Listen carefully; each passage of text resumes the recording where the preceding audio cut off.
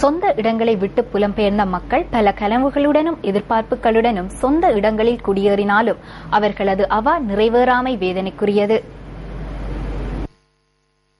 மேல்குடியேற்றப்பட்டு 9 வருடங்கள் கடந்துள்ள நிலையிலும் அடிப்படை வசதிகளின்றி வாழும் துர்ப்பாக்கிய நிலைக்கு மட்டக்களப்பு மாவட்டத்தின் படுவான்கரை பிரதேசத்தின் போரத்தீவு பற்று பிரதேச செயலக பிரிவின் பிலாலிவேம்பு கிராம மக்கள் தள்ளப்பட்டுள்ளனர்.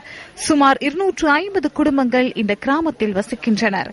நிரந்தர வீடு, குடிநீர், போக்குவரத்து வசதி என மக்களின் வாழ்க்கைக்கு தேவையான அடிப்படை வசதிகள் ஏதுமின்றி தமது வாழ்வினை இந்த மக்கள் கொண்டு செல்கின்றனர். இங்க இந்த தும்பங்கனிக்கு தண்ணி எல்லாம் போகணும். தும்பங்கனி இந்த தண்ணி எழுத்து வீட்டு தலையெல்லாம் சிமெண்ட் வாரு. சைக்கிள் இல்ல, சைக்கிள் எல்லாம் சரியா கஷ்டம். வாகனம் ஓடையில ரோட்டு பள்ளம் இப்படி இதா கிடக்கு, ரோட்டெல்லாம் உடஞ்சி கிடக்கு. ரோட்டையெல்லாம் திருச்சி தந்துங்களுக்கு தண்ணி சரியா கஷ்டம். இது குடில் வீடு எங்கட. இவ்வாறு பல பாதிப்புகளை எதிர்கொண்டுள்ள மக்களின் வாழ்வில் யானைகளும் தாக்கம் செலுத்துகின்றன. இந்த கிராமத்துக்கு வருகை தரும் யானைகள் அங்குள்ள மக்களின் குடியிருப்புகளுக்குள் நுழைவதாக மக்கள் விசனம் தெரிவிக்கின்றனர்.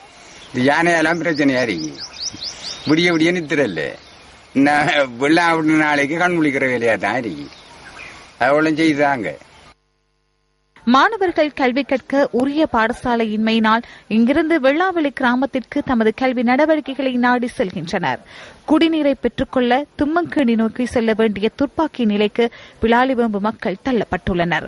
மின் இணைப்பு அண்மையிலேயே வழங்கப்பட்ட போதிலும் வீதி மின் விளக்குகளின்றி தெருக்கள் ஒளி இழந்து காணப்படுகின்றன.